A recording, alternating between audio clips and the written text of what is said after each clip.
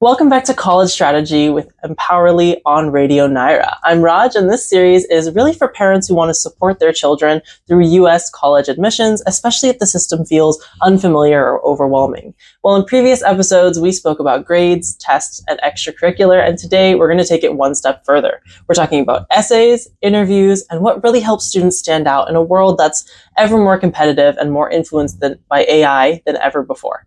So joining us again is Lara from Empowerly. Lara works closely with families across North Carolina and beyond, helping students tell their story in authentic ways. Lara, welcome back. Beautiful. Thank you so much for having me. I'm super excited to talk about all these topics that oftentimes stresses out the families and the students that I work with, and hopefully try to make them a little bit less stressful, especially like you mentioned in the age of AI where things are changing. Yeah. Well, let's start with essays. So a lot of parents think essays are important, but maybe not decisive. Absolutely. From your experience, how much weight do they really carry? That's a great question. They carry a surprising amount of weight, right? Especially if we consider, the variations between different school systems and, how well students do in terms of SAT and ACT. Admissions officers very much understand that's not the full picture, right? A particular student might not be suited towards testing. Their school system might be different towards another one, right? And lots of students already apply with really competitive academics and extracurriculars. Essays is really your time to, first of all, stand out, but second of all, to tell your story, right? Your story that doesn't show up in grades, it doesn't show up in extracurriculars, it oftentimes shows up in these essays. So they definitely carry a lot of weight. They can be used to explain some of the circumstances in the rest of the application, to show a student's passion, a student's capacity to take initiative and to make change in their community, and really just to show an authentic picture of who the student is and what they could potentially contribute to the college. Got it. All right. Well, parents often worry about what topic they should choose. Is the topic really the most important part? That's a great question. So while the topic, of course, matters, what matters more is how we actually approach the topic. Any student can say, I am passionate about helping others, but only your student might be able to tell the specific story of when they had a classmate maybe going through a really difficult time and supported that particular classmate. So whatever we do, we definitely do want to choose a topic that allows your student to show really authentically who they are, that allows them to show their ability to take initiative, their ability to kind of take their passions out into the world and to make change. But ultimately what matters more is how we're talking about those moments, how we're showing the students internal self-reflection. There are lots of kind of great, resources online, including on our website at empowerly.com, that would show you how kind of to approach the whole process of writing, both from kind of the choosing a topic to iterating on it to really making sure the student's voice shines throughout all of that process. Got it. Nice. Okay. Well, one concern that does come up again and again is AI. Now, parents ask what kind of education will still matter in 10, maybe 20 years? Yes, that's such a great question. It's something that I ask myself all the time, just because the future is so unpredictable. We're really seeing a trend of families oftentimes encouraging students to choose career options that they believe may be more reliable. So things like engineering, medicine, whatever the case might be. Ultimately, though, right, we don't know what the landscape in terms of work is going to look like in the next 20, 30 or beyond years. So what we really think about is how to leverage the liberal arts education system to gain skills that could be transferable. So for example, if your student ends up going to college for computer science,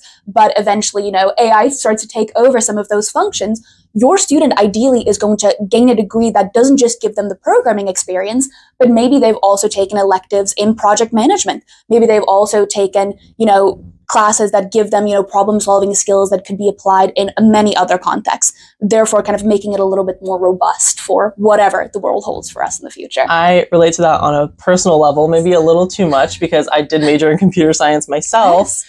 When I chose my degree, it was 2019, and everybody was like, computer science is super good. There's so many jobs. It's growing. And then as soon as I graduated, AI boomed. Yes. And they were like, oh, actually, we don't need that many computer scientists anymore. Absolutely. We just need people who can know how to use the AI. Exactly. And I was like, well, I don't know. It absolutely is one of those things where we don't know which other majors, that pattern would repeat itself with. So that's why we always encourage families to help their students find out what they're actually passionate about, but definitely keep their options open. And that's the great part of the liberal arts education, is that definitely allows families and students to do that. For sure. Well, how do you connect this AI stuff to essays? Absolutely. So this is a question I get all the time, where students tell me, I am so busy, and families tell me the same thing, right? I'm so busy.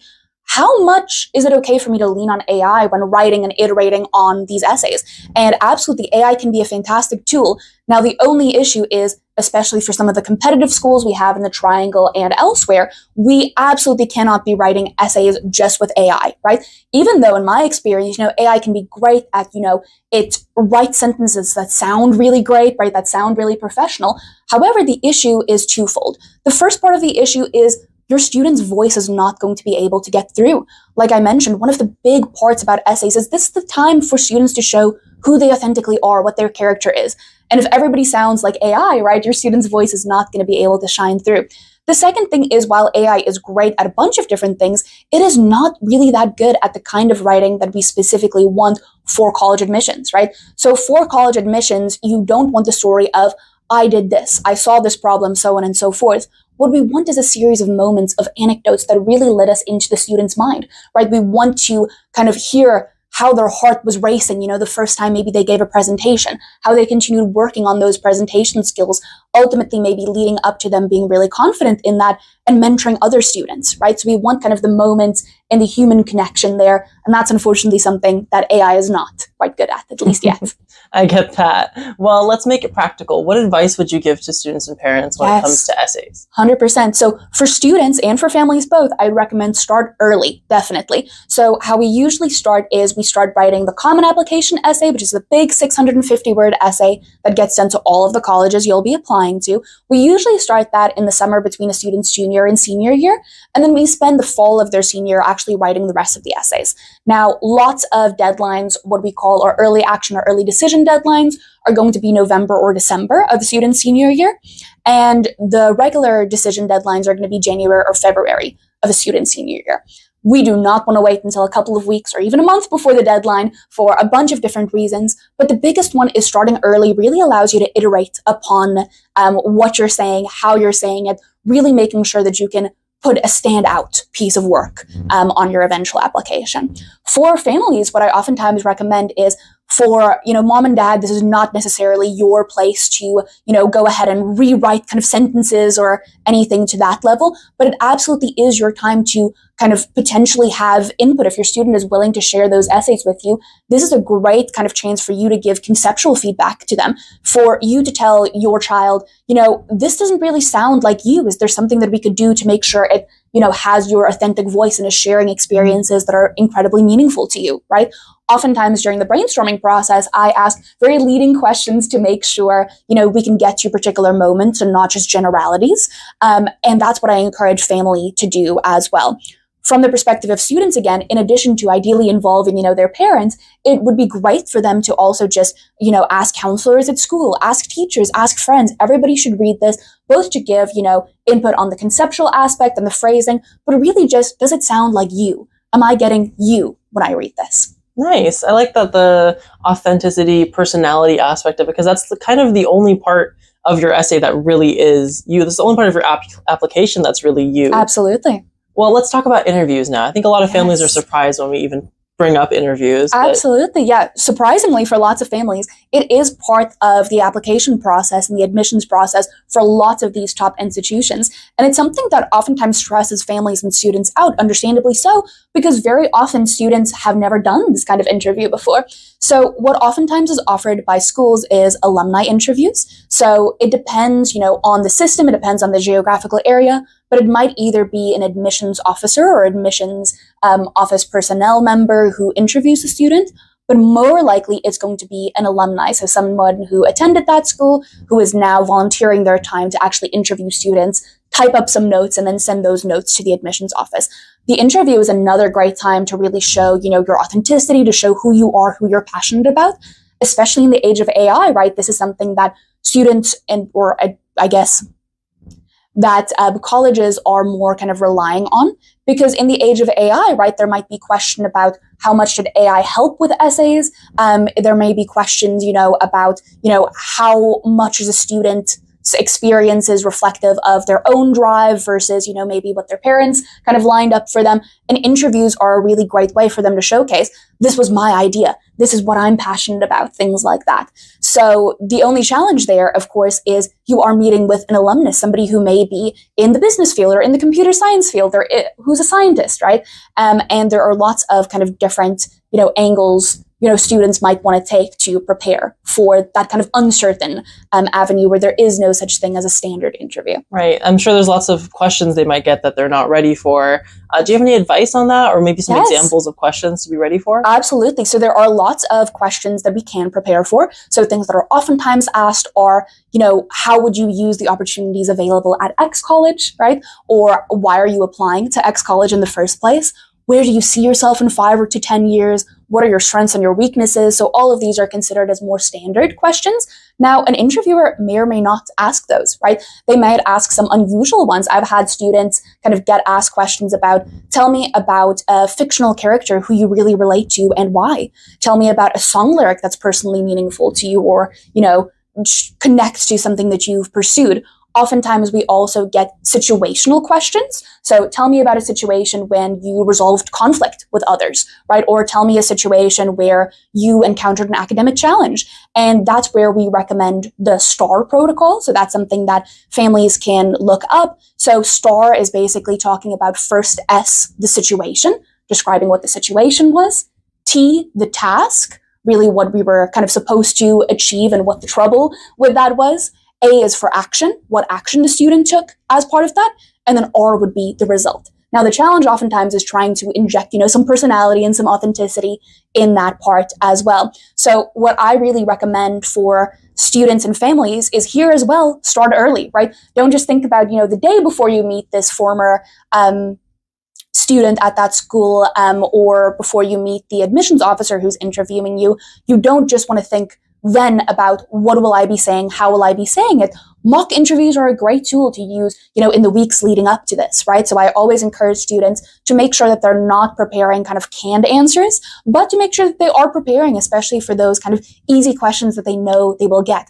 Especially lots of kind of interviews start out with just a tell me about yourself. And while that seems like a straightforward one, it can be incredibly overwhelming. Like, what do I tell you about in the first place, right?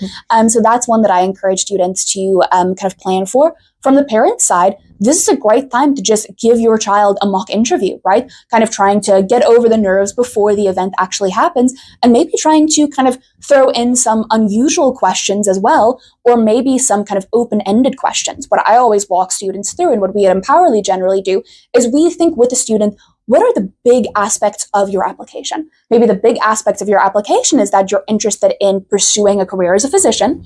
Maybe it is that you've done some research. Maybe it is that you are part of your school's HOSA club, whatever it is. We think about these are the big pillars of your application. And then we want to think about ways in which you can authentically show those pillars in essays. So we think about different stories from each of those different aspects so that you can make sure to share that with the interviewer, and make sure that when you get very open-ended questions, maybe at the end as, is there anything else you want to tell me? Then you know what else you should still be telling them. Always ask a question at the end of the interview. Absolutely. Never say, I don't have questions.